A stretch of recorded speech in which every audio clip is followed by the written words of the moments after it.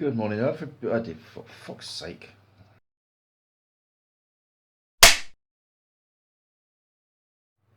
Good morning, everybody, and welcome back to the channel.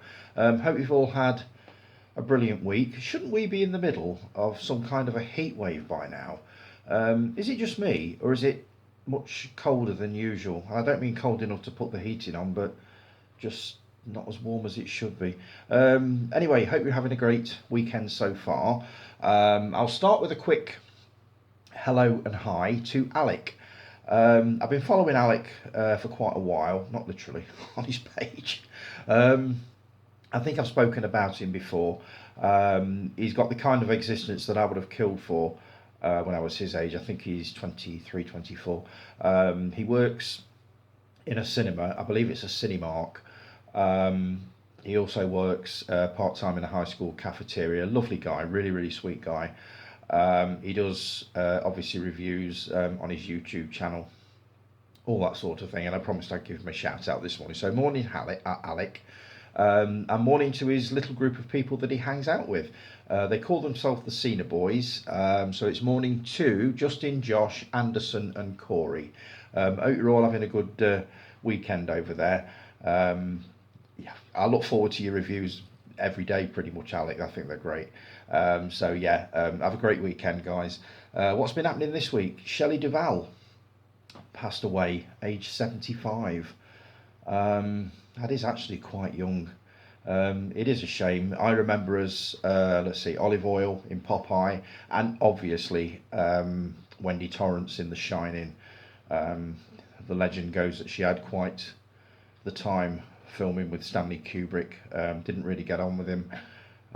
He made her do multiple takes, and I'm talking sort of 70, 80, 90 takes of any particular scene because he wasn't happy with the way she was doing it, all this sort of thing. It wasn't a happy time for her at all. But I think that's the role that most people sort of remember her for, including myself. So sad news, R.I.P. Shelley.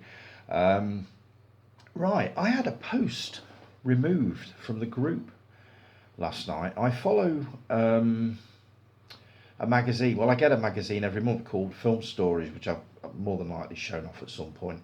And I follow their Facebook page, and they do have some quite interesting articles on there. And I spotted one last night, and I thought, oh, that would be a nice one to post. I posted it, and within 2 minutes, I got a notification saying that it had been removed because it breaks their community standards, or whatever the hell it is. I mean, I'll tell you what the article is now, or was, and you can maybe tell me what the hell it is I did wrong, because I honestly don't see what it was. It was to do with a kind of a preview screener of Alien Romulus. I'll just read out a couple of little excerpts from the article. There are marketing campaigns, and then there are Alien Romulus marketing campaigns. The Fede Alvarez directed Alien movie has already had the James Cameron seal of approval, and now it'll appeal to fans of a certain age by releasing its first scene on VHS. A handful of press were sent a mysterious tape featuring the unique Alien Romulus gift. On it, there's a full scene from seemingly early on in the movie. Fede Alvarez tweeted, "Me and 20th Century Fox decided to release one full scene from my movie Alien Romulus. I had just one condition, it needed to be on VHS." And there was a picture of this gorgeous looking VHS tape with a beautiful looking sleeve. It had been designed to look a little bit tattered and a little bit battered and worn. It looked brilliant, and I thought, you know what, the group will love that. Popped it on, 2 minutes later, off it went, breaking community standards. So I have no idea what that was all about. I did put a comment on the top of it basically saying that I remembered the days of screener tapes, preview tapes that we used to get through at the video shop. Jason, you'll remember this because I probably lent you some of them. I don't know. We weren't supposed to, but I'm sure I probably did. I remember getting preview tapes for the likes of Predator, The Living Daylights, and the only thing was they had a little time-coded clock in the corner, so you couldn't really do much with them. The quality of them wasn't as good as the finished product picture-wise, but you know what, if you wanted to see the film ahead of the release, probably about 5-6 weeks ahead, great way to do it. But obviously they were only circulated around VHS stores. Now, whether that had anything to do with it, I honestly don't know. So if you can see anything wrong in that, let me know. I mean, I did post another one from, was it Film Stories or another one, a little bit later on, and I was a little bit nervous about posting it because I thought I was threatened that if it kept happening, they'd close the group down, and I really don't want that. But I posted another one a bit later on. It wasn't from Film Stories, it was from something else, I think. It was that was it. It was the newly available Life After the Never-Ending Story movie, which I talked about a little bit a few weeks ago. It's now available on sort of Blu-ray, and I thought I'll pop that on because some of the group will enjoy that. And after I'd done it, I kept checking my phone to make sure it hadn't been taken down. So if you can think why that was, or imagine why that was, let me know, because I don't see what I did wrong with that. Right, let's see. Let's go on to comments. David Mansell, morning David. Great video as always. If you like John Wick, nobody is worth watching. And I'm going to see Neverending Story 40th anniversary, hopefully with some fellow YouTubers. And you also later commented your videos are great. Cheers, David, much appreciated.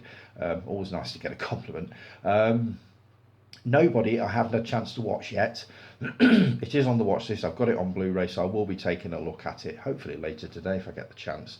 Neverending Story 40th anniversary. I'm assuming that's going to be a cinema trip. I'm getting the feeling it's going to be released as a sort of a 40th anniversary sort of cinema experience. So you'll have to let us know how that is. Stuart, I'm back in good old Blighty from my 2 weeks in Greece. Welcome back, mate. Hope you had a good time. Mighty Joe Young is so endearing. A great film. I haven't had a chance to watch it yet. I love the original King Kong, so I have no reason to believe that I'm not going to like Mighty Joe Young. There's something like let's see, I think it's like a 16-year gap between the two. I think Kong was 33 and Joe Young is 49, if I remember correctly. So looking forward to taking a look at that when I get the chance. By the way, I own the film Fright, but not watched it yet. It is, I don't know, I want to talk with this, but you really need to get that one watched. It is a cracking movie, really, really good. I know I keep bobbling on about it, but it's just one of the best of the early examples of the sort of the babysitter in danger type thing. And it's the one that kicked it all off. I don't remember one before that. And Susan George is absolutely outstanding in it, absolutely brilliant. So yeah, that's definitely worth a watch. I've never seen When a Stranger Calls. Yeah, this is another one you need to watch, definitely. As I've said before, you never forget the first time that you hear the line. 20 minutes in, you'll know which one it is. And it makes your heart sink. It really, really does. Whether it'll have the same effect now, with the film being, let's see, about 45 years old, something like that, I don't know. Because a similar thing has been done quite a few times with other movies. So there's a very good chance that it won't have the same effect as it did back then. But back then, it was a terror ride that you were not going to forget. So definitely get that one watched. No, I don't do social media, only YouTube. I honestly don't blame you, as I've said before. If it wasn't for the film group, I don't think I'd bother with Facebook, Instagram, none of that. I really wouldn't. I'd probably follow YouTube, this, that and the other, and I'd keep the website going. But if it wasn't for the group, this Facebook thing would not exist for me. Where was I? I haven't watched a single film in more than 2 weeks, and I need to make up for that. You're on holiday. You're supposed to be on holiday, so I would imagine if you're in a beautiful place like the Greek islands, movies is the last thing on your mind, so I totally get that. I have filmed a new haul video, which I'll take a look at some point. Great video, mate. Just doing the washing up, watching it. Have a good weekend, mate. Cheers, Stuart. Chris used to do that. He used to set me up on the windowsill while he was doing the washing up. So I totally get that. Thanks for that, Stuart. Good to hear from you, and welcome back to dear old Blighty. Sam from Sammy's World of Cinema. Morning, Sam. Fantastic video tone. Cheers, mate. By the time your next Saturday vlog is out, I would have seen Hellraiser for the first time at the Star and Shadow Cinema in Newcastle. Never seen the first Hellraiser before. Are the sequels worth a watch? I've only seen the first three. Hellraiser was brilliant. Hellraiser 2 was good, but I didn't understand it at the time. I need to take a second look at that one. Hellraiser 3, I don't remember much about apart from the first 20 minutes or so is set in a nightclub, if I remember right. Um, I do remember it being quite good, but I don't remember much about it, the film itself. As for the sequels after that, I am currently following J.K. our Ginger Ninja's journey into the Hellraiser films. I'm only up to number 3 at the moment, and I think he's shot ahead by about 4 films. So I'm going to be watching those before I take a look at the sequels. But I believe after number 3, or is it 4? I think there's one called Bloodline, which I believe is quite good. I think after that they're a little bit hit and miss. And from what I've heard, a lot of them weren't even meant to be Hellraiser films. I don't quite know how that works, but I'll find out when I watch them, I suppose.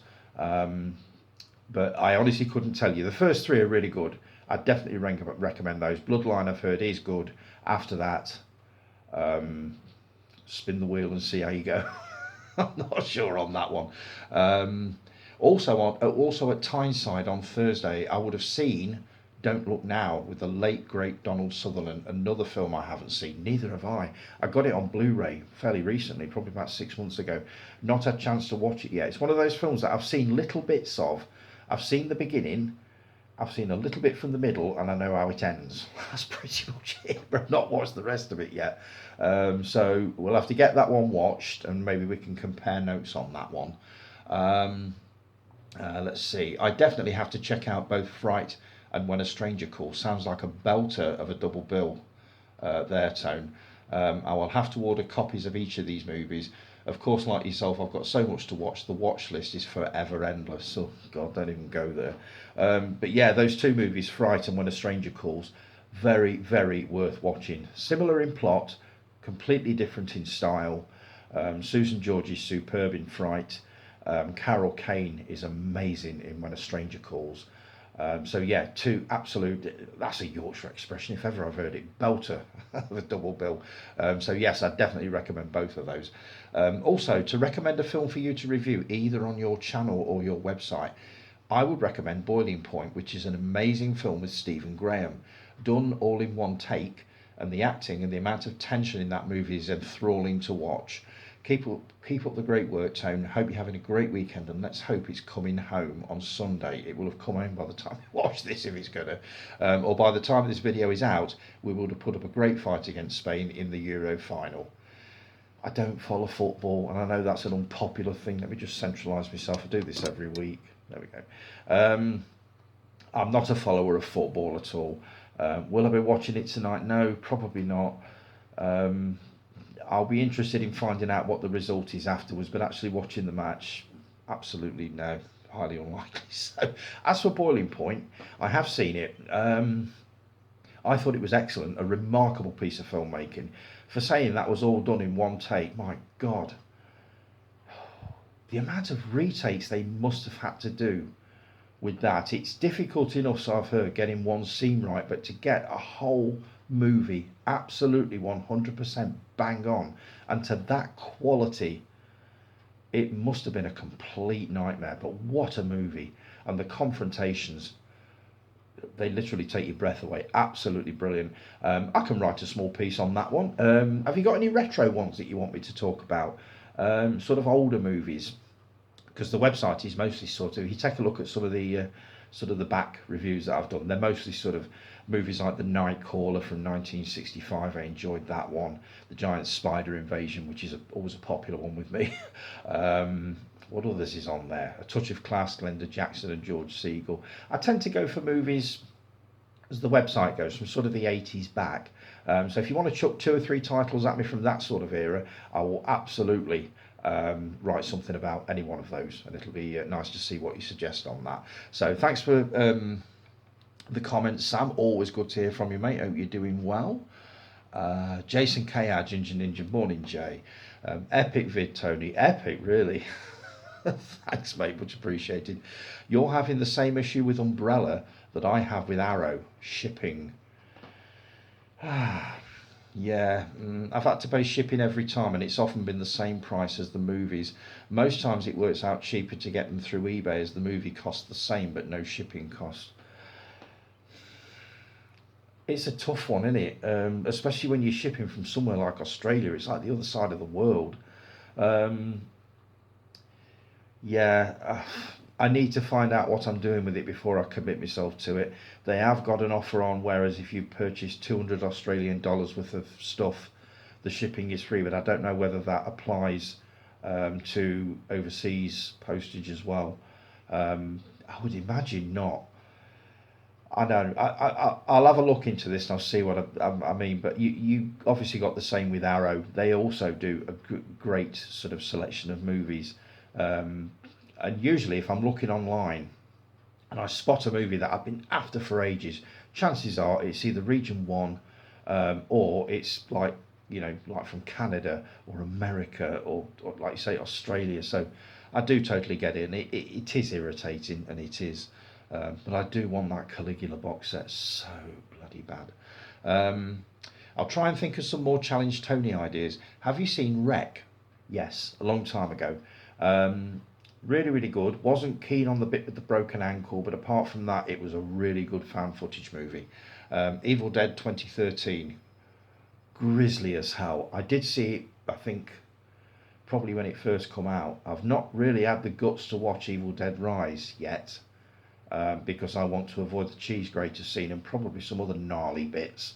Um, but that 2013 adaptation, the Fede Alvarez movie, yeah, I have seen it, but a long, long time ago. I did see a bit of it on, I think it was on one of the satellite channels, probably about 6 months ago. Watched about half an hour of it and then suddenly realised, hang on, yes, I have seen this. Do I really want to put myself through this again? Probably not. So I moved on to something else. I could do with some suggestions actually on Australian movies. Um, have you got any Australian movies that you would like to recommend to me? I'm a fan of Ozploitation. I haven't seen many, but the ones I've seen, I've really enjoyed. So yeah, any suggestions that you've got from your side of the pond would be very much appreciated, because I am currently thinking of going into a season of sort of Australian movies. So yeah, really, really looking forward to that. Let me just show you the ones that I've already got. First off, I'll start with this one. Now you know about this one, Patrick. And I was asking the other day I was wondering the other day whether my version of Patrick had the other movie. There was a remake around about 2013 done, and this doesn't, believe it or not. I thought it would have, but it doesn't. I believe the Australian one does. It has both of them. So I went on to eBay and found this. It's DVD, so I'm a bit of a Blu-ray snob nowadays, but I don't mind VHS if I can't get it on Blu-ray. I'm hoping this is the one, Patrick: Evil Awakens, based on the electrifying cult classic Patrick. So I think I've got the right one. So at least now I can watch both of them. So that's two that I've got, and I've also got these. This is the start of this little season, Long Weekend, which I've never seen. I believe is this one of these Man versus Nature or Nature Gone Wild things. It's Australia's sort of entry into that genre. I'm sure it is. That's one. Walkabout, which I've seen a few times, but I've not seen it on Blu-ray, and I've not seen it for quite a few years. Jenny Agutter is absolutely brilliant in this. It's a very dark tale, as I'm sure you know if you've seen it, but that's another one that I've got to have a watch of. This was recommended to me by a lady at work who saw it on, I think it was BBC one night, and she said, "You like Australian cinema, don't you?" I said, yeah, and she recommended this, so I grabbed it on Blu-ray. I understand it's quite violent, so I'm going to be a little bit guarded when I'm watching this one, but that's another one that I've got. This one, oh blimey, I've heard so many tales on this. I listened to a podcast about just this movie, and it sounds extremely intense, very nasty, and totally unforgettable. Waking Fright. The main scene that I'm going to have real trouble with is the kangaroo scene, and if you've seen this, you'll know what I mean. I've not seen it before. I'm looking forward to watching it, but I'm going to be very careful around that bit. That is for sure. The next one I remember this coming out in the 70s and wanting to see it, but I never got a chance, obviously, because I was too young. I think it came out about 1976, 77, does it say on there? 78, as it goes. Um, the Chant of Jimmy Blacksmith. I believe it's to do with one of the indigenous people. Is that what you call them now? Indigenous people, Aboriginal guy who murders somebody and or doesn't murder somebody. I don't know. Not sure what the plot of it is, but I do remember hearing about it and thinking I wouldn't mind seeing that. So I grabbed that on Blu-ray. And finally, a movie that I absolutely love. I've seen this 2 or 3 times. Absolutely adore the title song "Sky High" by Jigsaw, the man from Hong Kong. This is one of the best martial arts movies I think I've ever seen. George Lazenby, what's the name of the guy in it? Jimmy Wang, is it? Or Jimmy Woo, I don't know. Can't remember. But I do absolutely love this film, and this is a classic example of Ozploitation. So that's the Australian films that I've got so far to work my way through. Are there any others apart from that that you would recommend me to or challenge me to take a look at? Have you seen any of those? And if so, what did you think of them? That should keep you busy for a bit. So, let's see. I did have a double feature idea. Evil Dead Rise and Sting. The setting is what makes them feel like they'd make a good double feature. Interesting. Evil Dead Rise. Yeah, I suppose I could take a look at that one. I'm pretty sure I'm not going to get on with the cheese grater, but I can always mute the sound or skip past it. Sting I've been meaning to watch for ages anyway, the Spider movie. So yeah, that's a good idea. I'll make a note of that, and I'll get on to those. Anyway, back to work. Have a great week. Cheers, Jay. Much appreciated. Let's see. Other Australian movies I have been recommended. Lake Mungo. Don't know much about it. It's a found footage movie, but apparently it's really good. The Loved Ones, which I watched the trailer for the other night. It looks bloody insane, madly violent. I think that's from the early 2000s. What's the other one? The Tunnel, which is another found footage movie that looks amazing. I've only seen a trailer that lasts about a minute and 15 seconds, but God, it looks good. So that's another 3 that I've been recommended. Loved your review of Equalizer 2000, by the way. Not overly impressed with that one, were you? I was surprised. I was only listening to a podcast about that about an hour before I spotted your video, believe it or not. And they were basically saying that it's not the best movie. A lot of fans of it have compared it to Mad Max, but absolutely not. It doesn't. It's not even in the same ballpark. And from what I've seen from your review and the trailer, no, definitely not. Mad Max, I think not. So anyway, thanks for getting in touch, mate. Always good to hear from you, as per usual. Look forward to hearing your thoughts on the Australian season and what you've seen and what you haven't. Mark, morning, Mark. My favourite autobiographies. I was asking about autobiographies last week because you were saying that you love reading about other people's lives. They're called Robin Williams, When the Laughter Stops. I didn't realise he'd written one. I need to look for that one. Daniel Stern, Home and Alone. Played Marv, I believe, didn't he, in Home Alone. I've actually bookmarked that on Audible, so that if I've got nothing else to read, I can crack onto that one. Danny Trejo, My Life of Crime. I didn't know he'd had a life of crime. I know he makes a lot of gnarly, violent movies, which I probably wouldn't watch. He looks like he's lived the life. Just looking at his face, you think, my God, that bloke's lived. Paul Gascoigne, Gaza, not a fan. But I understand he was quite the hero in the 90s. And my favourite definitely would be Charles Bronson. Now, I thought when I read that it was Charles Bronson, the actor. It wasn't. It's Charles Bronson, the insane sod that's in prison for being insane and violent. That's probably another one that I wouldn't watch, but I totally get why you like that kind of thing. The last physical autobiography I bought was Raphael Rowe, Notorious. That's another one that I've bookmarked on Audible just in case there's nothing else to sort of listen to. I gather he was, he was accused of a crime that he didn't commit, from what I gather. So it's another one that one day I probably will take in. I think it's only about 7 hours. And you put my wife went to the relaunch of Burton Radio this week, and she said that they are after guests and regular presenters. She thinks that you would make a great movie show host. I know it's way out of your comfort zone, but I'm just leaving that one out there. Oh, right. First off, I can't thank you enough for thinking of me with that and thinking that that I'd be able to do something like that. I'm so flattered, so unbelievably flattered. Um, Unfortunately, I mean, as I've said this before, I'm not a reviewer, and I'm not. I basically just sit here, and I will talk about a movie that I've watched. I don't go into things like cinematography, sound design, acting styles, anything like that. To me, a reviewer is somebody like Mark Kermode, Simon Mayo. There's various others that literally do talk with great authority about the movies that they've watched. They research them, they watch them, they dissect them. It's not me. It really isn't, and it never ever has been. My problem is I can't remember half of what I've seen.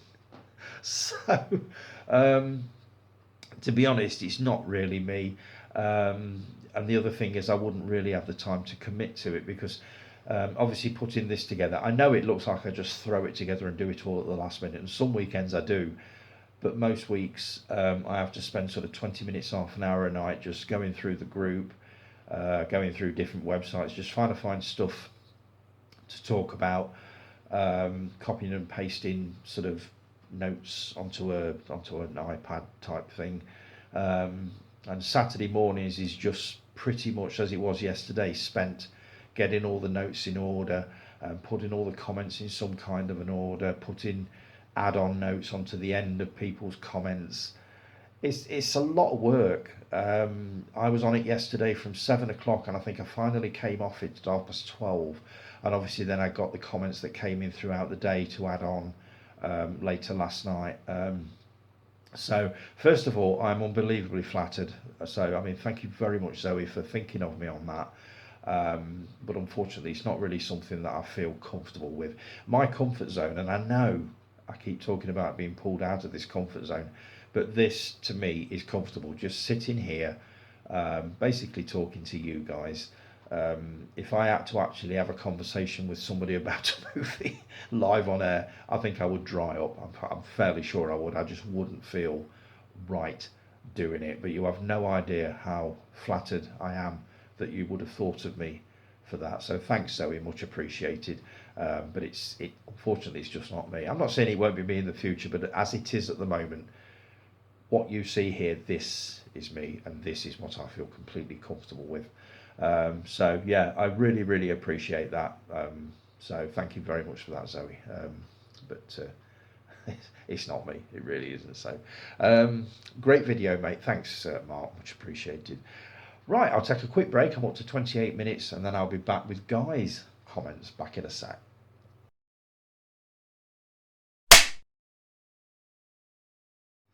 And we're back. Right, on with the comments. Time for Guy to chuck his hat into the ring. Morning, Guy. Three T's, lovely. Really appreciate that, mate.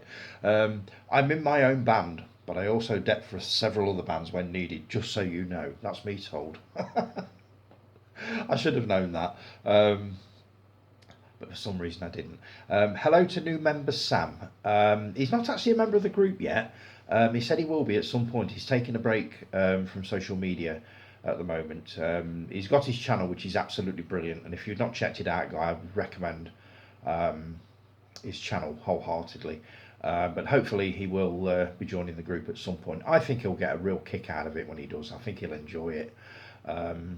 I've already explained that he can obviously post his videos in there and anything film related. So yeah, hopefully when he's come back off his sabbatical, he'll hit the join button and he'll be a very valued member of the group. Tony, have you cut your ear? I did, and I didn't notice until I watched it back, and I thought I can't do another 80 minutes. No, definitely not. I did. The razor must have slipped, that's all I can say. I didn't feel a thing, but I did notice it when I watched it back, so apologies for that. Welcome to the world of Star Wars books. Be warned, they're addictive. Loving Heir to the Empire. Can't wait to get into the other three. This is the one that I got through a couple of days back. This is the other one that you recommended. I just love them. Well, the ones I've read so far, I absolutely love. I'm looking forward to getting into those three movie adaptations as well, and Splinter of the Mind's Eye, which I never got round to reading when it first came out. But this looks amazing. And as you were telling me last night, it's great the way that the stories all sort of and the characters sort of intertwine. I was a little bit concerned when I first went into it that I wouldn't get the different timelines. I seem to be obsessed with timelines nowadays, which is why I was thinking that I was going to do the Star Wars saga as such in timeline order on Disney Plus, but it also involves watching like Droids and Rebels, which I know you enjoy, the Clone Wars and stuff like that. And I'd rather not wait until I've got through a lot of these animated ones before I can get onto the film ones, which to me are the meat of Star Wars, is the movies. Basically because it's all we had back then. But yeah, I'm definitely looking forward to getting into the more of them. I'm about probably 15 pages into Heir to the Empire. Sometimes I will just take a break from what I'm doing on the computer and just sit here and read for 5 or 6 pages. So I will get through it and I'll let you know what I think when I do. But I love the opening of it, the way they've gone back to the beginning of, sorry, to the, is it the end of Empire and the beginning of Return of the Jedi? I gather Luke Skywalker is something to do with a circus as he's walking a high wire in the first few pages of it. But yeah, I'm really enjoying this Star Wars journey, definitely, and I can see them being very, very addictive, and once I get into some kind of a flow with the reading, I will fly through them. I just know it, but I'll keep you posted on that one. But yeah, oh bloody thing, I always managed to move it. But yeah, definitely looking real forward to reading Death Star. Let's see, Pinch of Nom. Love that title. Slimming meals in the air fryer. Sod that, get a steak in the air fryer. Delicious. I'm sure I can combine the two. I've got to unpack the damn thing yet, and before you all jump on me, it's going to happen within the next few days. I know I've got to do it. I just need to make sure that I've got everything sort of set up, and I would like to do it when I'm off, preferably, so then I can have a play about with it and just see what it does. Don't forget your rant, seeing as they've been making you look daft all week. All right, here goes. I'm not going to shout. Fan-made concept trailers. I am getting heartily fucking sick of them. I fall for them every time. It started, I mean, it's been happening for quite a while, but I think it really kicked off when I found a trailer for Barbarella, a remake of Barbarella starring Sydney Sweeney, who I don't know from Adam. And I thought, do you know what, that actually doesn't look too bad. Then I went onto the internet to find a little bit more about it and promptly found out that the movie hasn't even been made. Sydney Sweeney's been put forward for the role, but nothing's been okayed yet. So the thing hasn't even got the green light as such. So I let it go. And last week, two caught me out, and I can't remember what they were. I can't remember, but two of them within the space of a couple of days I watched. I reposted them or shared them, and people were, it's a fake one, mate. It's not real, and it's like, oh Christ, seriously. Do you know what? I get the fact that these people who are very clever with technology, creating these things, they have, some sort of creative side to them that, makes them want to make these really, really handsome looking trailers. I've got to say, they look amazing. But can we please, people, put some kind of a fucking warning right at the beginning of it that this is a fan-made trailer, it's a concept thing, it is not for a real movie, because I'm sick to death of sitting through 2 to 3 minutes of what looks like a blinding trailer for an amazing film, only to find out the fucking thing doesn't exist. Please, start putting something at the beginning so that I don't waste my time with them. Or if I'm going to watch them, I'm going to watch them knowing full well that it isn't real, and I'm not going to share it and make a complete fucking chump of myself that I have done twice this week, as Guy's pointed out. It's just irritating, and it is. And I think there's a few comments on that a bit further down. Um, there is. I did actually do the concept thing. The fan-made trailer rant as a separate thing further down, so I'm going to have to come back on that. Maybe I can find it. Just bear with me a second. Or am I being a bit too ambitious here? Just bear with me. Oh God, I've got so much to get through. Oh, here we go. Yeah, Jason P, you could have done this post as a video. It would have made great viewing. It probably would do, well, as it is now. Lee, we need a rant video. There you go.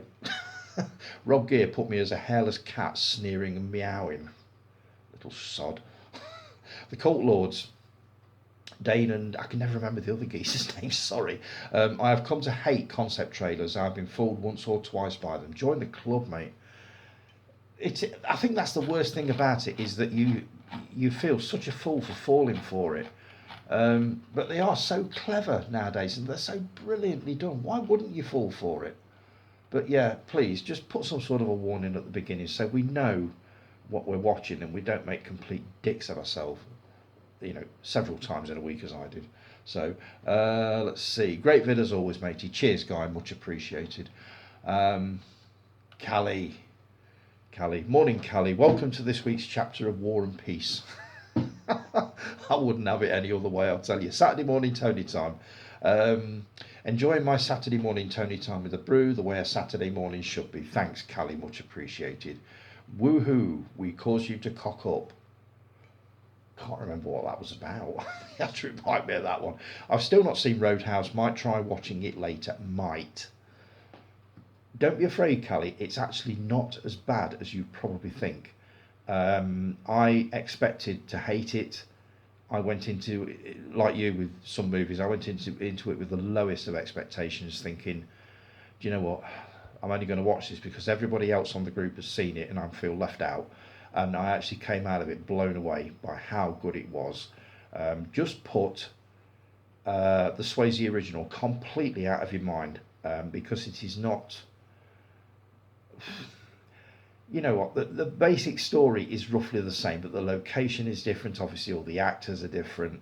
It's got a different feel to it, a very different feel. Conor McGregor isn't the best, I will admit that. But you know what? He's a passable villain, but he's more like a pantomime villain than anything else. So I think you'll quite enjoy it. Whether you'll admit that or not, I don't know. I'd be very curious to know what you do think of it if you do get round to watching it. I want to watch Axel F, but want to rewatch the first 3 films before I do. I was going to do that, but it was another case of the whole group has seen this and I haven't, so I need to get on it. So I did, and I do remember the first 2 quite clearly. The third one, not so much, apart from the fact it was set around a theme park. But I think you'll enjoy it. It was a very, very pleasant surprise for me. Another movie I went into thinking this isn't going to be any good, and I came out of it completely blown away. So yeah, totally recommended. The only film I'm looking forward to is Deadpool and Wolverine, or films I'm looking forward to. Beetlejuice 2, and that's about it.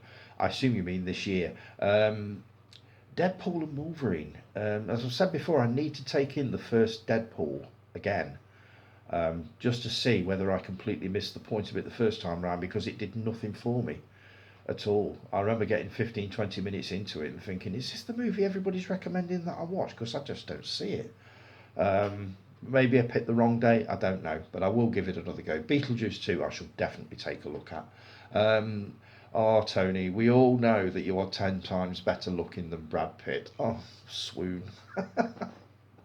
Thanks, Callie, that's appreciated, even if it is completely fucking untrue. I wish. More gore really doesn't make a better story, and that's coming from me. Gore and violence should be used to elevate a story, not replace the story. Gore without context is just gore, and ultimately it's boring. I couldn't have put it better myself. If the film hasn't got a decent story, no matter how much gore and violence you put into it, and I know some people watch these movies because of that, and they'll come away from it saying, that was a brilliant film, loads of fucking violence in it. Doesn't do anything for me, it really doesn't. Violence is basically the last thing on my checklist when I'm watching a movie, unless it's something that I know is going to be really gnarly and really nasty, then it basically rises to the top of the list, which is when I head to the parents' guide, as you all know. So yeah, I couldn't have put that better myself. Fright, not heard of that one. Now I have to check it out. I've seen When a Stranger Calls and Humanoids from the Deep and loved them both. Absolute cracking double bill. Remember seeing that at Burton Odeon when they were on together. Superb. And Fright, if you've not seen it, so worth watching. Really good. Susan George is brilliant in that. Absolutely brilliant. And it was a year before, I think it was a few months before she hit the big time with Straw Dogs. I'm sure it was just before that. When it comes to the Elm Street films, I love them all. Yes, even the sixth one. We got kind of bored with them. We got to about number 4, and it was a bit of a slog after that. So we kind of gave up, and I can't remember what the last one was that we watched. I think it was The Dream Master, whichever one that was. But 1 and 3 are my absolute favourites from the franchise. The remake from like 2010 can just get in the bin. I think I've seen bits of it, but I don't think I've seen it all the way through. I don't think it. I'm pretty sure it's not one that I'll be breaking any records to take a look at now. And I wasn't back then, not really. So, Toy Story, they should have stopped after the third one. Isn't it always the case? You know, I'm all for sequels if they're done well and this, that, and the other, but there comes a point where they just start to get samey and boring, and basically just not as good. I can't think of a single franchise apart from Friday the 13th, and Halloween, which I absolutely adore all of them. But even I know that after sort of 3, 4, 5, the quality starts to decline, and I will still watch them. But for me, Friday the 13th is the first and the second one. So yeah, totally get that. The Revenge of the Fly, starring Tony Harris, only in cinemas, summer 2025. I've shut the back door this morning just to stop them from getting in. Bloody things that irritate the hell out of me. Thank you for the Higgis love. I've said it before, Disney need to give me a call. I'd make them a ton of money from some of my ideas. You really should email them or something like that. You never know what is going to come back. Honestly, Callie, do it. What's the worst that can happen? You know what I mean? Well, fate served justice for you, hon. They got what was coming to them. My break-in. Yeah, absolutely. It's not something I even like to think about nowadays. It was a very dark, nasty, horrible chapter of my life, our lives, and it was not pleasant. And I try to forget it, but the residue of it is still there. It's still there in the fact that I can't now leave sort of doors open. I can't nip round the shop, which is literally 5 minutes walk away, without locking the door. And I never ever leave the doors unlocked at night. Stuff like that. So yeah, you never forget it. You know you've been through it, so you know exactly what it's like. John Wick 4, 3 hours long. Best clear my schedule then. To be honest, I'm getting bored of the whole every film is a 3-hour epic mentality of filmmakers these days. You are absolutely right again. And I've got to say, it's what I know. I say I like a good long film, but I've got to be in the right mood for it. But does every single one have to be sort of over 2 hours? Killers of the Flower Moon, I would love to watch it. 3.5 hours, my God, that's an epic slog. It just seems that every single film that you pick up nowadays is well over 2 hours. And as much as I've now got a little bit more time on my hands than I used to have, you know, I would like to get, say, 2 90-minute films watched rather than sit through a 3-hour epic. Rob definitely wouldn't do it. His attention span is terrible for sort of 3-hour movies. It's got to be something absolutely fucking amazing before he will sit and watch a 3. So, I mean, on a Saturday night, forget it. Absolutely forget it. If it runs over 2 hours, I can see the hand going up like that. Is there much longer left? And straight as soon as I hear that, I think you're not enjoying this, are you? So yeah, I totally get it, and you know, it just seems that every single movie that you look at nowadays is like 2 hours and 20 minutes, or 2 hours and 40 minutes, or 130 minutes. It's like, where are all the 90-minute movies gone? The ones that you can just pop on and watch and walk away from, and you feel great, and this, that, and the other, instead of these epic fucking slogs. There's another rant for you. Not seen The Continental, but may check it out. it's from the world of John Wick, so I really need to get the movies watched first. But I will almost certainly be checking it out. It looks amazing, got to say. Oh, I'm the same, hon. If I've not seen a film in more than 10 years, I'll give it another viewing to see if my opinion changes. I assume that's in the cinema. Yeah, I mean, you all know my views on cinema going, and I'm not saying that it's never going to happen again. There's a very good possibility that I will one day just get the idea to think, do you know what, I'm going to go cinema today.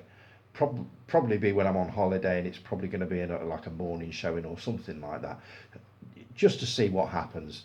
But that final trip is embedded in my mind, and I've not been to the cinema now for, well, when was Deep Blue Sea out? Because I think that was the last one I went to see. Or was it The Perfect Storm?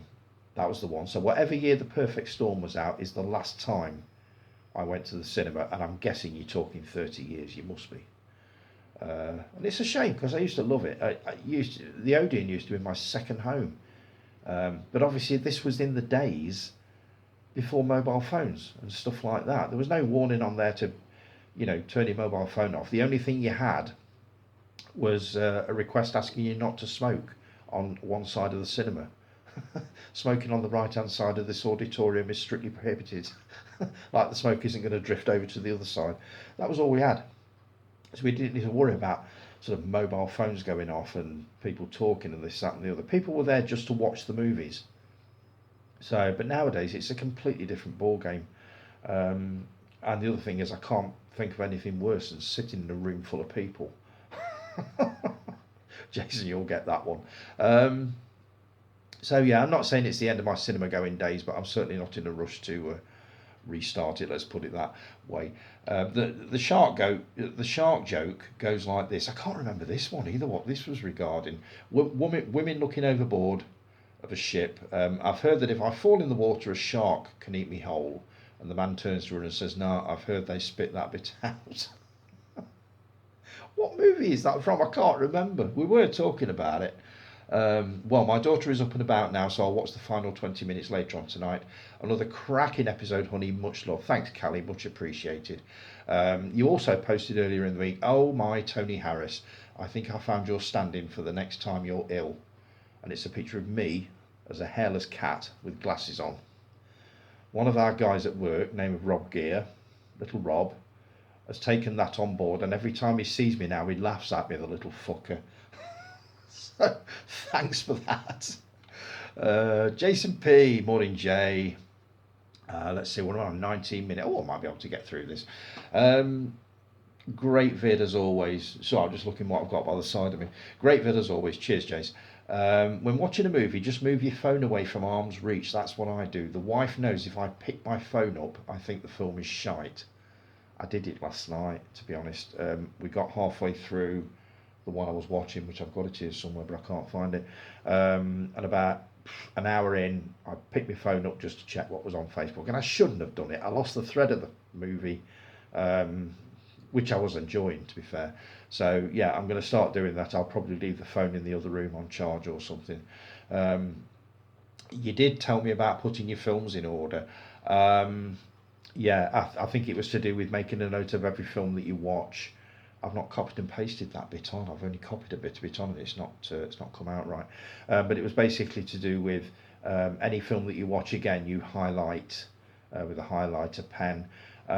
What I've got, and I'll show you this now. I was going to show you this later on as the things I've bought, but just in case I don't get the chance. I bought this last week. I get what you're saying, actually.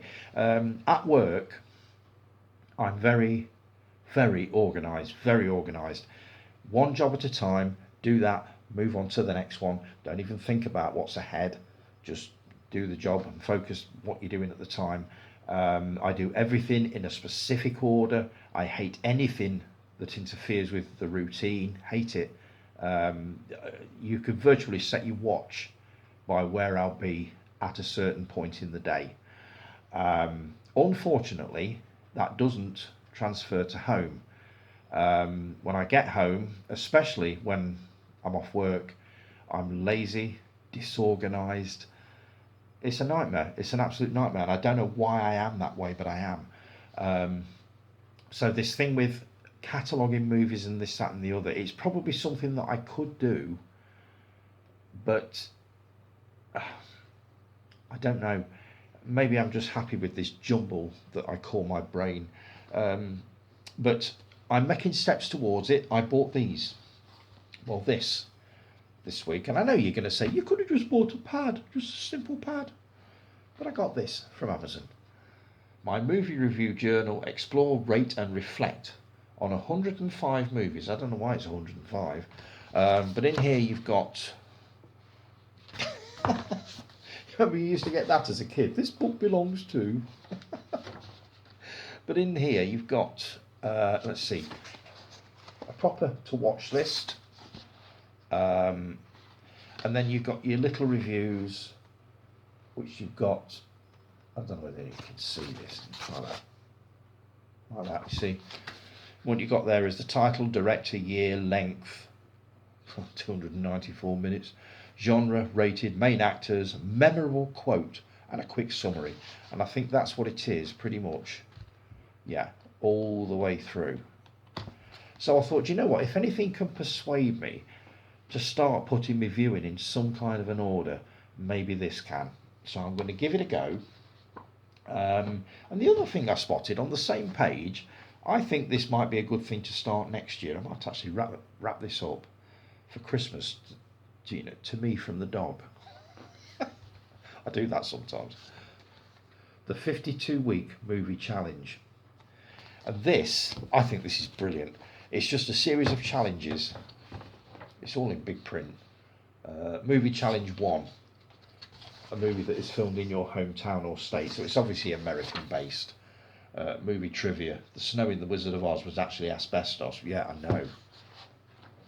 Let's see. Movie Challenge 5, scary. Movie Challenge 7, friends recommendation, one everyone has seen but you. I think this would be a good one for next year. Once I've got my proper movie going into some kind of order, I might take this on as like it says, a 52-week challenge. But it's a nice little book. I think it was about £7. But I thought it was a novel idea. So, but this is the one that I'm going to be concentrating on, and I promise, make an effort to start filling this out. I will do it. So, let's see, where were we? K9 is Belushi. Yes, this is another one that I need to watch, so that will almost certainly be going in there at some point. Mean Machine is in my top 5 Burt Reynolds movies. It also has Richard Keel in it. Jaws, From the Spy Who Loved Me, and Moonraker. Brilliant. You love 70s movies and you'll love this. This could be your first never seen in January 2025. Good idea. I have actually got hold of a copy. So yes, I will be taking that one in, and I do love 70s movies. Rob said to me last night, what's your favourite decade of movies? And straight off, without even thinking about it, 70s. No question. So yes, I'm taking that idea on board, definitely. My never seen will definitely end with number 50, I'm afraid. I've watched 47 films, got 2 lined up for Christmas, and only 2 movies from years gone by that I want to watch. But never say never.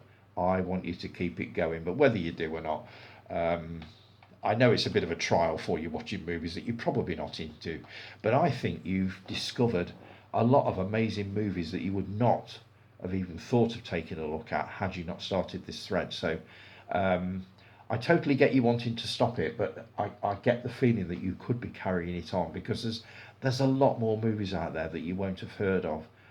Maybe I should be recommending them to you. Maybe I should do a challenge Jason. Ooh, that's not a bad idea. Jason, I challenge you to watch Gone with the Wind. No, I wouldn't put you through that one. When you say films die off after the 3rd one, well, you've not seen the Mission Impossible movies, have you? They get better and better. I will be moving on to that franchise at some point. I need to finish the Spider-Man films off first. I've got the last one to watch. I was hoping to catch the 2 animated Into the Spider-Verse movies on Netflix, but they leave today and there's no way I'm going to get a chance to watch both of them, so I will have to invest in those on Blu-ray, I think. to take a look at those. But once I finish those, almost certainly the Mission Impossible series will be next. Although there are so many franchises that I want to take in, so many. I always lock the doors during the day too. Everything is locked. I've even got security spikes at the top of my fence at the side of the house. I even lock the car when I'm driving along. You never know what dickhead will just open your door. Jesus Christ, thanks for that one, Jace. I never even thought of that. You're as security conscious as I am, and I'm guessing that when you hear horror stories like what happened to me, it does actually make you even worse. And it makes you paranoid. As I say, it wouldn't. I don't think it would ever happen now. Maya is. I know I moan when she goes off on one, but she goes off on one for a reason, and it's usually when somebody comes up the entry. So nothing gets up there without her knowing about it. It's usually something like a takeaway being delivered next door, or an Amazon parcel for me. So I think it's highly unlikely now that somebody could creep up the entry at sort of 2 o'clock in the morning and us not know about it, because she would literally go off on one. I'd be very, very surprised if not, but I don't take the chance. So like you, everything is locked. When I'm in the house, not so bad. But if I'm in the front room, I always make sure the back door is locked, because now you know that people will walk in your house. This is the worst part of it, is that years ago, when burglaries used to happen, they used to come in your house when you were out. You know what I mean? They'd check that you were out, and then they'd break in and turn your place over and take what they wanted. Now, they don't even do that. They just march into your house like it's their right. And, you know, if you try to stop them or you hurt them in any way, it's your fault. You're the one that gets prosecuted. How wrong is that? So, yeah, I do get it, Jace. I do, honestly. And I'm a lot more security conscious than I used to be. I used to leave the doors open, the windows open at night. Never used to bother. Well, not open, but unlocked. Not now. Definitely not now. And this was, what, 15 years ago, 16 years ago. So, yeah, totally get that. Right, I'm going to take a quick break, and then I'll finish off Jace's. We've got his movies of 24, movies that he's waiting for, favourite films of the year, and a couple of other bits that I just want to get through. Where are we? Yeah, so I'll be back in a sec with hopefully the final stretch.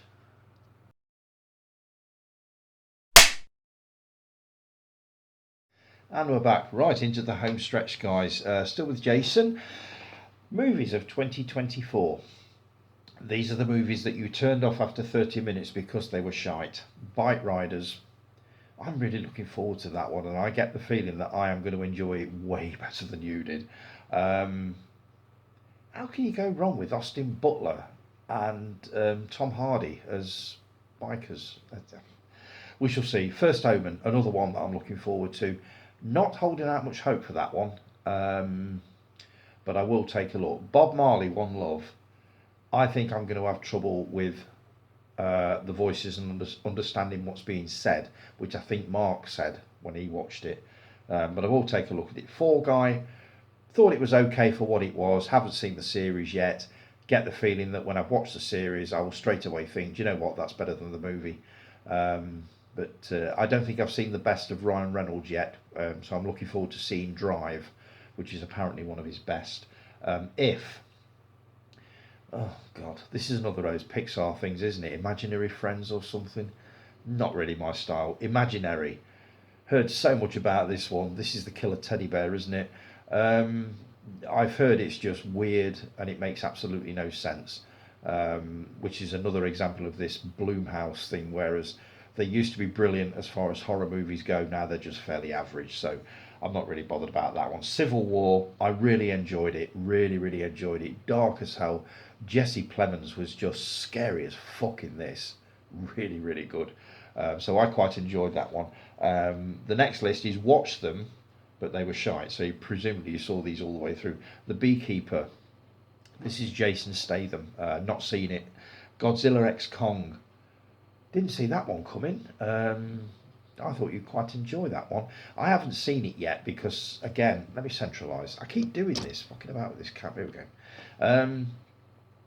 I do need to go back on the others before I watch this one, but to be honest, I'm in no hurry to watch Godzilla x Kong, no matter what happens. These are the movies that you're waiting for. Kingdom of the Planet of the Apes, cannot wait. Really looking forward to watching that. That, as I've said before, is a day one purchase on 4K, and I'll be watching that one the first weekend that I've got it for sure. Beetlejuice 2, looking forward to that. Twisters, yes, even though Bill Paxton isn't in it. Bad Boys Ride or Die, maybe. Again, this is another franchise that I need to take a look at. I need to see whether I get on with the first one before I sort of go for 2, 3, and 4. Longlegs, can't wait. Heard brilliant things about this. It's not so much a horror film, which a lot of people are saying it is. It's more of a psychological thriller, but a really, really intense one. And apparently Nick Cage he basically gives it 150%, which he does in every film he does. Bless him. So yes, we're taking a look at that. Lion King 2, no. Venom 3, possibly, but probably not. Deadpool Wolverine, need to watch Deadpool first again. Alien Romulus, even though Covenant and Prometheus were turned off after 30 minutes because they were shit. I'm definitely going to be watching Alien Romulus, definitely. And that's another franchise that I do need to get into, is the Alien movies. Favourite films of the year so far? Wonka. Not seen it yet. I love the original with Gene Wilder, as you know, as I'm sure you do. But you were quite taken with this one, so I will be taking a look at it when I can. Wicked Little Letters, brilliant, funny as hell.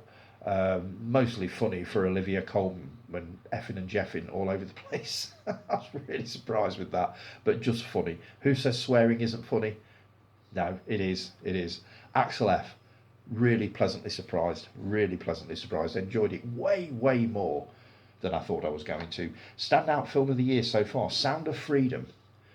I've heard of this, but I've not watched it. Again, I've heard it's quite intense. Not the nicest. It's not your average comfy, cosy Sunday afternoon movie. So I will add it to the watch list now that you've recommended it. Have a good week, mate. Cheers, Jace. Right, topic discussion for Tony, as I know you like something to talk about on your videos. This is Jason again. How many DVDs do you own that the film is over 2.5 hours long, so you have to take the DVD out halfway through watching it and turn it over? Interesting. This happened with the 2005 King Kong DVD. It was on 2 bloody separate DVDs. When I got the extended version on Blu-ray, the whole film was on there and the theatrical cut. Others off the top of my head, Stephen King's It from 1990, I have to flip the disc. Also my extended versions of Lord of the Rings. Mark, can you remember this, you young whippersnapper? Mark says, no, I've never had the experience of having to turn a DVD disc over. It's not really an experience, Mark, it's a pain in the arse. Yeah, I remember them. I remember them very well. They used to call them flippers, if I remember right. Warner's released most of them. I had quite a few. I had Amadeus, that was one. I think I've still got that. Goodfellas was the one that wound me up, because that was only literally, was it 2 hours, 10 minutes long? They could have got that whole thing on one side. Pelican Brief was another one that I used to have. That wasn't a long film, not especially. So yeah, there were quite a few of them, and I do remember it very well. And this thing where as you get to the end of the first side and the message comes up, please turn over the disc to watch the rest of the movie. And it's like, seriously? I'm comfortable. I can't be asked to get up and turn the thing over. Lazy as we were back then. So yeah, that was that's an interesting thing to remember. You're never seen it for this week, week 28 of 50. The Colour Purple. Absolutely did not see that one coming. A tale spanning 40 years in the life of Celie, an African American woman living in the South who survives incredible abuse and bigotry. You said another one of those that didn't interest me in the 80s, never even picked it up off the shelf. Saw the DVD the other day at the hospital shop for 50p, so thought I'd pick it up. I would have done as well. I know I said I'd watch movies only on terrestrial TV for this thread, but there's been bugger all on. So if I want the odd 50p DVD or Fire Stick, oh God. 5, 4, 3, 2, 1. Sad. So if it wasn't for the odd 50p DVD or Fire Stick, this thread would have been finished by now. Knew I'd get there eventually. Anyway, back to the film. I did enjoy it and will probably watch it again, so I'll keep it. And this is the DVD I mentioned, where at 1 hour 30 minutes through, I had to remove the disc, flip it over, and watch the last hour on that side. I think it's available on Blu-ray for very little, Jace. Yeah, I can see why you're going to keep it, but I think I'd rather go for the Blu-ray if I had to make the choice. Julie Croft. Morning, Jew. Ain't heard from you for ages. You said brilliant film. Jason K. You said heard of it, but never seen it, and probably not going to, and definitely not watching the remake. That's a no then. Jason P. You replied, I won't be watching the remake. Apparently that's a musical, for fuck's sake. How on earth do you make a musical out of such a dark, tragic movie? A musical? Seriously? I'd be curious to see what it looks like, but I'm in no hurry. Absolutely not. Mark, you said never heard of it. There's a surprise. That's like me saying I've never seen it. By the way, loved the discussion you had on that thread about video shops. Let's see. Blockbuster didn't have the feel of the smaller backstreet video shops. It just didn't. Like Percy Adcock's, and yes, I do remember, and I'm quoting off notes here, as you know. Yes, I remember going in and seeing the one film you wanted on the shelf, and you were basically breaking the land speed record to get to it before somebody else clocked it. I remember that very well, very, very well. Especially when they used to get one copy of the movie in. With Blockbusters, obviously, as you said, they used to get 20 copies of stuff like Predator in. But in the smaller shops, they only had one or two, so you had to time it right if you wanted to catch it.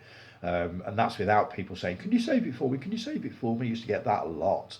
But yeah, I do remember it. And the excitement of seeing that movie that you wanted, that one that you've been looking forward to for ages. I think the last one I remember was Dance with a Stranger. I'd been after that for ages. And I went into the one opposite, I think it was next door to Irish Menswear. It was along that little strip. You could probably tell us what it was called. I can't remember. There was Glyn Williams as well. Remember him? That's where I used to get all my Super 8 stuff from. But Dance with a Stranger was the last one that I remember spotting on the shelf and thinking, oh my God, I've been after this for ages, or waiting for it for ages. This was the story of Ruth Ellis, the last woman to be hanged in Britain. Starred Miranda Richardson and Rupert Everett, made about 1985, 86. But yeah, I do remember the excitement of that, absolutely. So yeah, what was the one on Station Street next to Irish Menswear? Tell me if you could remember. I think the video library was upstairs. You had to go through the electrical shop that used to sell TVs, washers and stuff like that. And there was a flight of stairs up the right hand side, and that's where the video shop was, or the video library was. Loving those new VHS releases, by the way, Suspiria and Evil Dead 2. They look great, but £31. I don't remember them being that expensive when, obviously things have gone up, but that expensive years ago. I don't remember looking at VHS tapes and thinking, I can't afford that.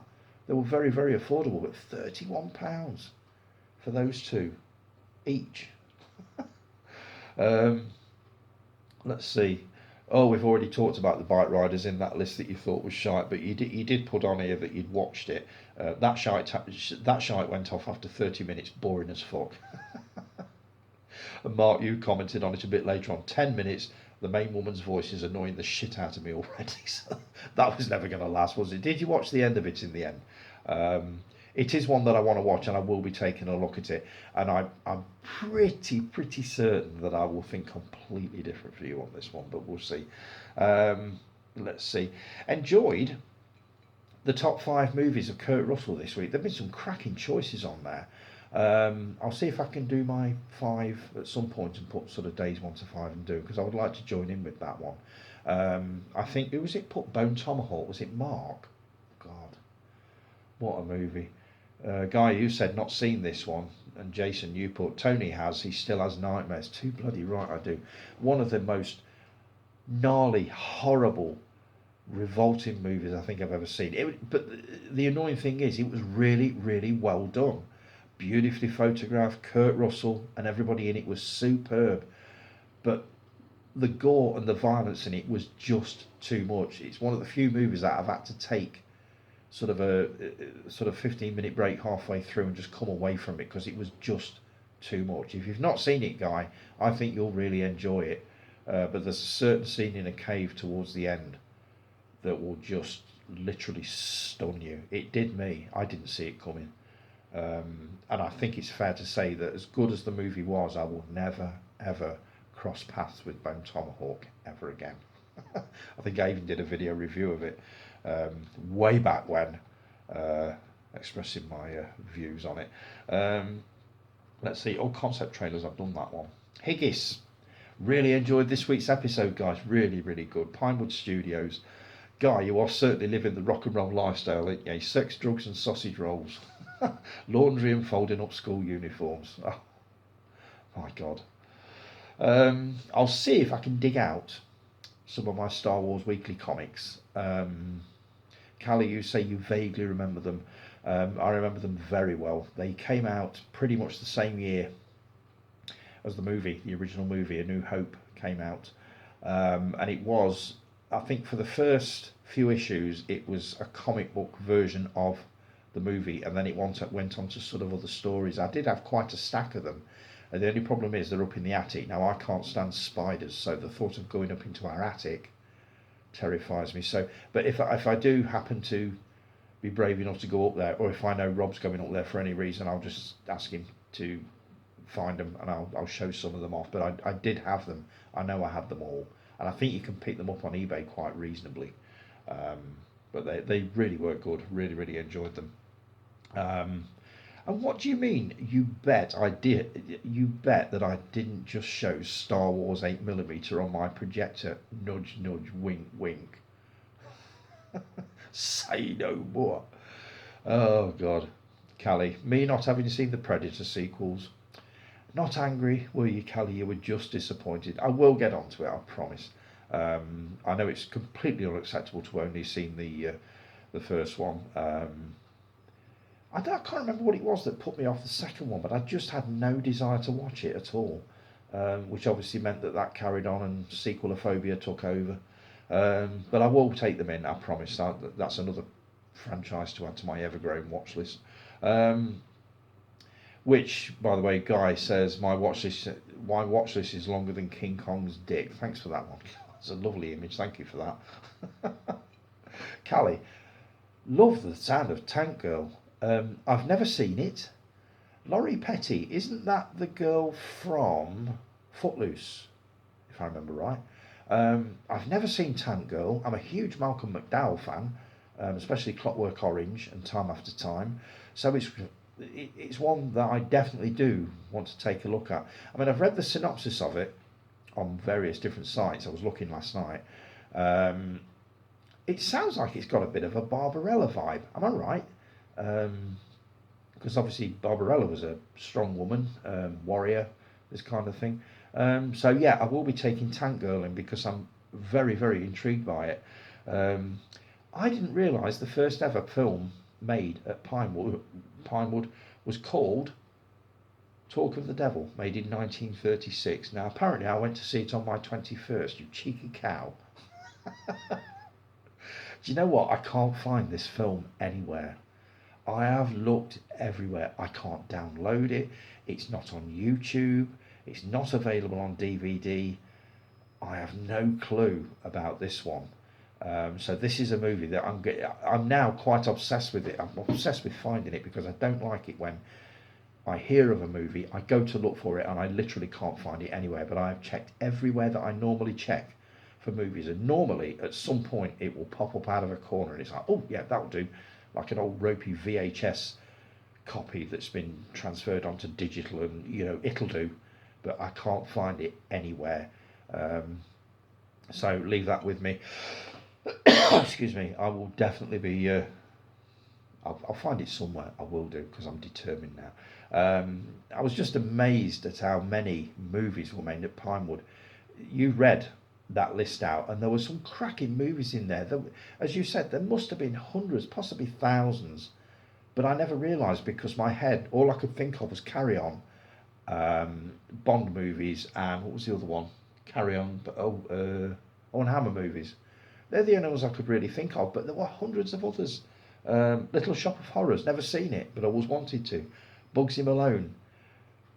I remember that being screened at Pontins when we were on holiday one summer. They used to have a kids' film show in one of the halls, and it was rammed.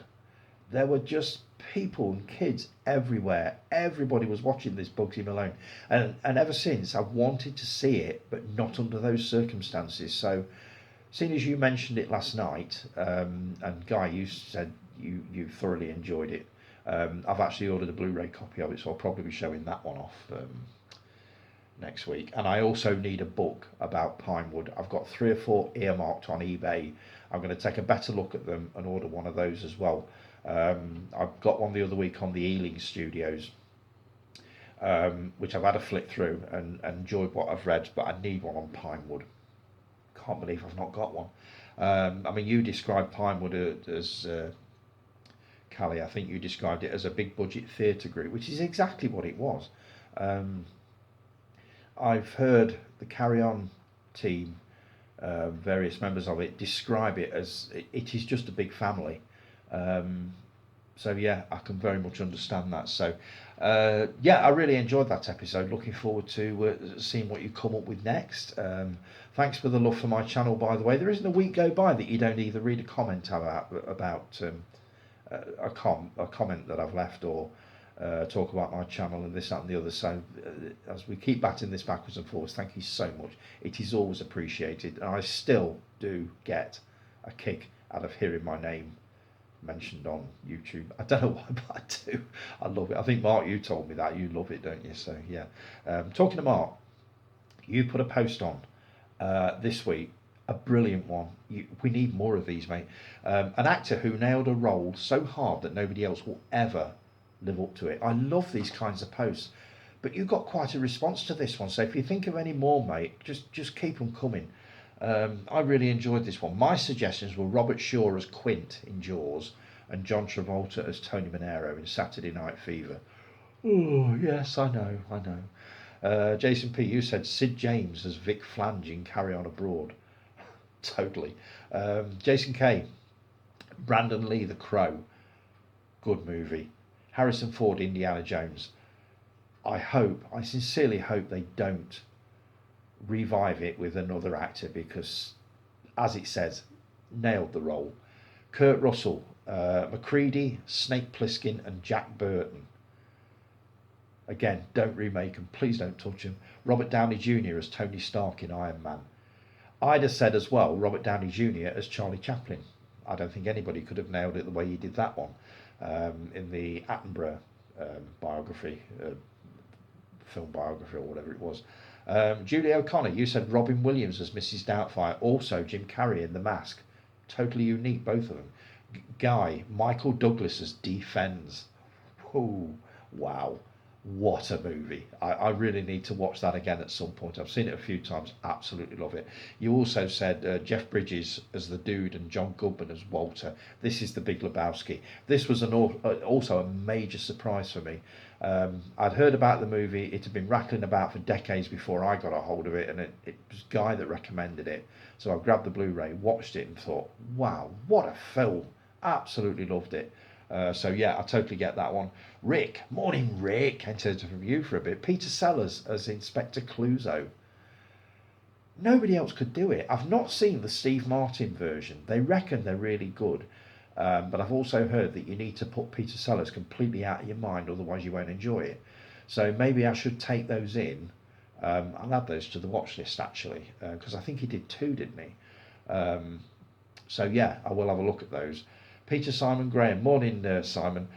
Daniel Stern, Marv as Home Alone in Home Alone 1 and 2. Totally. Ali Raven, morning Ali. James McAvoy in Split. The way he changed for each personality was brilliant.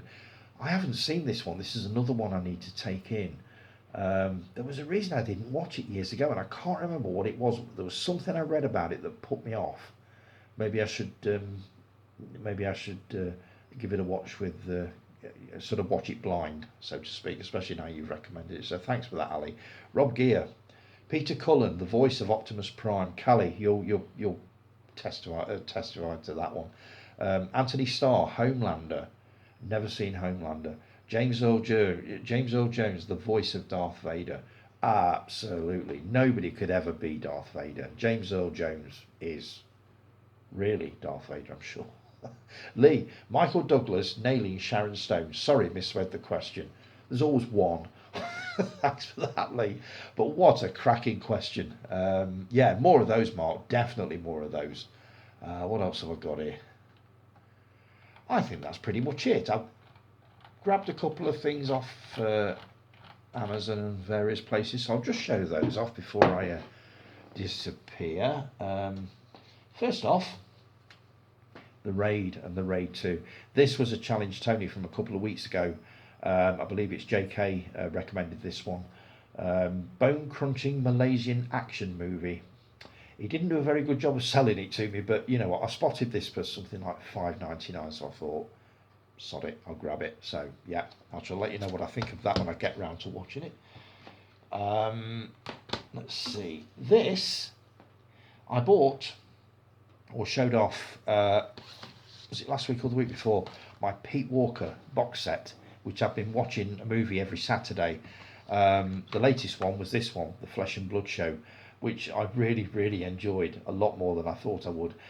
We got about 20 minutes into it, and I thought, oh, I can't believe I'm going to say this, but this is actually slightly boring. And then it picked up, and the last half hour was absolutely superb. Typical Pete Walker. There was an interview with him, either on this one or the one I watched last week, basically saying that he was always messing about with the censors, basically putting in things that he knew for a fact they wouldn't pass. He loved sort of fighting with the censors, so my kind of guy, definitely. But Flesh and Blood Show was really, really good. But there was another guy of a very similar ilk who did the same kind of exploitation sci-fi horror movies as Pete Walker, and apparently they were constantly borrowing off each other for ideas. I spotted this for 40 quid and couldn't resist it. Bloody Terror, The Shocking Cinema of Norman J. Warren. You've got Satan's Slave, Prey, Terror, Inseminoid, which I saw at the Pictures in 81, and Bloody New Year, which I think is an 80s slasher. But you've got all those movies in there. What looks like a gorgeous book, which I haven't even taken the little band off it yet. And it's a limited edition, 5,547 out of 6,000. I was really happy to get this, really happy. A lot of the places were selling this for 130, 140 pounds, and I spotted this one on eBay and hit the buy it now button within like 10 seconds of seeing it. So I'm looking forward to getting into those after I've got through the Pete Walker box set. And a couple of magazines and books here. iPad and iPad Pro for Dummies.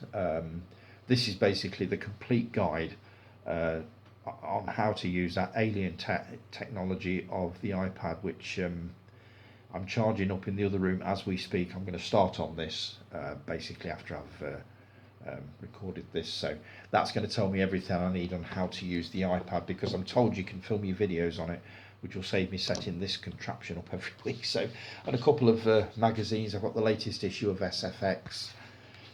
You've got articles on, let's see, The Walking Dead, Star Trek Discovery, In a Violent Nature, which is a very different kind of slasher movie, so I've heard. Also Doctor Who, and a TV series based on an 80s classic. I might talk about that next week, actually. Eli Roth's latest movie, Borderlands, Flash Gordon, Deadpool and Wolverine, Stingray, Snowpiercer, Futurama, and Batman and Robin, and loads of other stuff. So I'm looking forward to getting into that. The latest Empire with a sort of a 3D kind of cover to it. It's a Lord of the Rings, a Middle Earth special. But there's also obviously the latest reviews in there and stuff. I'm not keep. Oh, I see what it does now. It'll show that one way. It'll show. Oh, I see. Okay.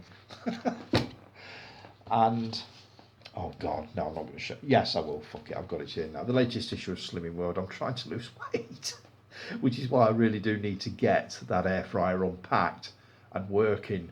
Because I'm fairly sure there will be a section in here to do with air fryers. Did you use this, Jace, when you were trying to lose weight? Did you bother with anything like that, or did you just use the common sense approach and cut out stuff that was bad? I think we've been over this before, but I'd be curious to know whether you used anything like Slimming World or What was the other one? Weight Watchers. There's loads of them now, isn't there? So, right, that is it for this week. An hour and, well, I think we're nearly an hour and a half this week. Thank you so much, all of you, for the comments and giving me so much to rattle on about. You've all been brilliant, as per usual. You've always come through for me. And one last thank you to Zoe for thinking of me as far as that. Is it hospital radio or something like that, or Burton radio? As I say, I really do appreciate it, but I am perfectly happy just sitting here doing this. It's not really me to be doing it in front of, you know, many people. This is just me sitting here in front of a group of, I'm fairly sure it's just sort of 7 or 8 people. So yeah, but I really appreciate it. So unbelievably flattered. So thank you so much for that.